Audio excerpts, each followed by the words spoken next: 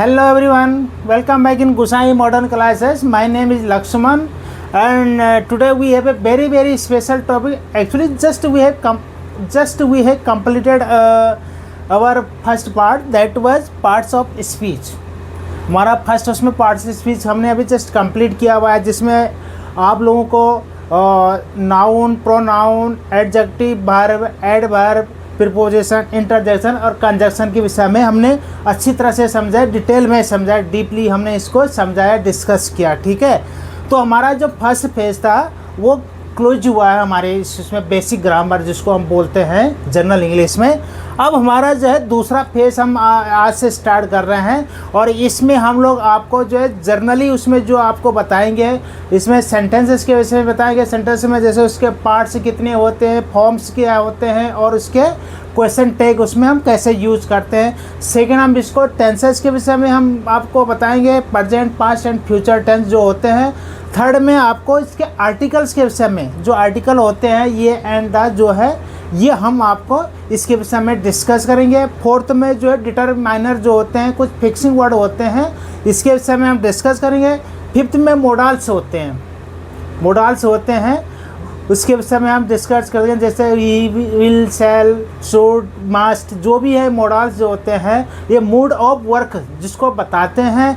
Next उसमें हम आपको इसके विषय में डिस्कस करेंगे द नॉन इन्फिनेटिव्स। इसमें क्या होता है, जो है इन्फिनेटिव होते हैं, जीरन होते हैं या जो हमारे और द पार्टिसिपल होते हैं। ठीक है, इसके साथ हम आपको वॉइस के विषय में, ये जो हमारा जो दूसरा सेकंड फेज है इसमें वॉइस में एक्टिव वॉइस, पैसिव वॉइस, ये क्या होते हैं हम इसके विषय में डिटेल में डिस्कस करेंगे। नेक्स्ट है नरेशन, उसमें जो है हम आपको बताएंगे कि वाक्य को किस तरह से हम बात कर सकते हैं, एक से दूसरे उसमें जो है किस तरीके से हम बोल सकते हैं। पंक्चुएशन में जो हम कहाँ पे जो है फुल स्टॉप यूज़ करना है, कहाँ पे सेमी कॉलम यूज़ करना है, कहाँ पे जो हमें जो है जितने भी डैश होते हैं, ये अंडरस्कोर होते हैं, यूज़ करना है। ये सब आपको एक एक करके इसे डिस्कस किया जाएगा।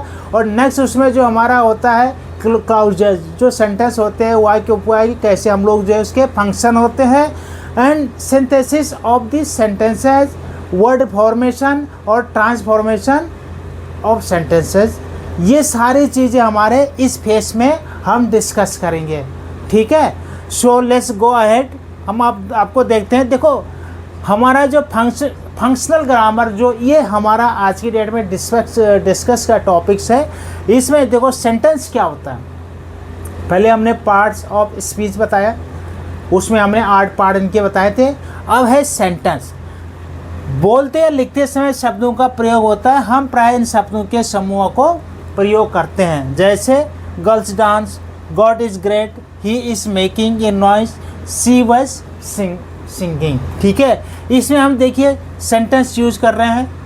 ठीक है, शब्द प्रयोग कर रहे हैं, girls dance, God is great, ये सारे वर्ड हैं और हम इसको यूज कर रहे हैं यहाँ पे। ठीक है, सेंटेंस।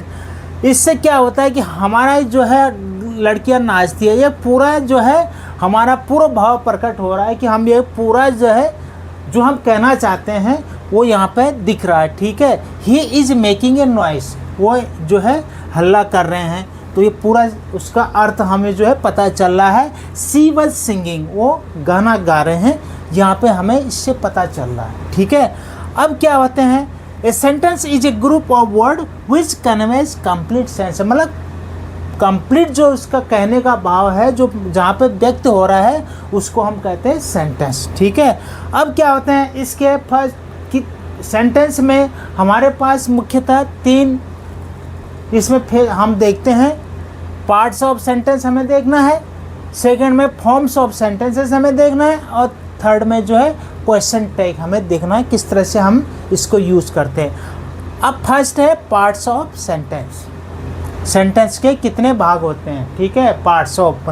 देखो प्रत्येक सेंटेंस में 2 पार्ट्स होते हैं, 2 पार्ट से मिलकर सेंटेंस बनता है। एक है सब्जेक्ट, दूसरा है प्रेडिकेट। सब्जेक्ट जिसके विषय में हम बात करते हैं, ठीक है, प्रेडिकेट जो हम जिसके जो हम बात करते हैं इसके सब्जेक्ट के विषय में वो प्रेडिकेट होता है। ठीक है, यहाँ पे देखिए यहाँ पे एक एग्जाम्पल जैसे हमने बताया, सब्जेक्ट जैसे काइट्स फ्लाई, पतंग उड़ते हैं, fire burns, lion roar, he slept, Lata could, ice melt. ये सारे जो है ये सब्जेक्ट हो गए और इस सेकंड वाले लाइन के ये प्रेडिकेट होते हैं। ठीक है, अब क्या है, इन सब्जेक्ट का एक नाउन और प्रोनाउन होता है इधर में, और जो है और प्रेडिकेट में एक क्रिया होता है। एक क्रिया के बाद जो है कुछ उसके आगे भी हो सकते हैं, मतलब कहने का मतलब क्रिया से पहले वाला सब्जेक्ट होता है और क्रिया, और उसके बाद हम उसको प्रेडिकेट में काउंट करते हैं। ठीक है, विधेय जिसको बोलते हैं, प्रेडिकेट का हिंदी में अर्थ होता है विधेय। ठीक है, कर्ता विधेय उसमें। अब इसमें देखो एक पैरा, ये हमने एक चार्ट यहाँ पे दिया हुआ है, देखिए सब्जेक्ट प्रेडिकेट की कुछ जगह सब्जेक्ट में देखो क्या क्या हो सकते हैं। क्वालिफायर, इनलार्जमेंट, मेन वर्ड होता है हेड वर्ड जिसको हम बोलते हैं। ये क्वालिफायर में डिटरमाइनर भी हो सकता है, एडजेक्टिव हो सकता है और एडजेक्टिव फ्रास भी हो सकता है। ठीक है, एडजेक्टिव है यहाँ, ये एडजेक्टिव फ्रास है। प्रेडिकेट में क्या होता है, वर्ब हो सकता है, उसका ऑब्जेक्ट होता है और कंप्लीमेंट होता है इसमें ये। और ऑब्जेक्ट में भी दो प्रकार के ऑब्जेक्ट होते हैं, डायरेक्ट ऑब्जेक्ट और इनडायरेक्ट। इनडायरेक्ट में मैंने आपको बताया नाउन या प्रोनाउन होता है, और डायरेक्ट में जो भी उसका पार्टिसिपेट जो भी होता है, ये डायरेक्ट ऑब्जेक्ट में हम लोग काउंट करते हैं। हमने देखा होगा, हमने आपको बताया था प्रोनाउन में। ठीक है, इनडायरेक्ट ऑब्जेक्ट और डायरेक्ट ऑब्जेक्ट क्या होता है। अब देखिए इस तरह से कहने का मतलब है कि सब्जेक्ट में ये चीज़ें हो सकती हैं, और प्रेडिकेट जो विधेय होता है उसमें ये चीज़ें हो सकती है, वर्ब, ऑब्जेक्ट, कंप्लीमेंट। ऑब्जेक्ट में दो हो सकते हैं, डायरेक्ट भी हो सकता है और इनडायरेक्ट भी हो सकता है। ठीक है, तो ये क्या होते हैं ये अब हम इसमें डिटेल में आपको बताएंगे।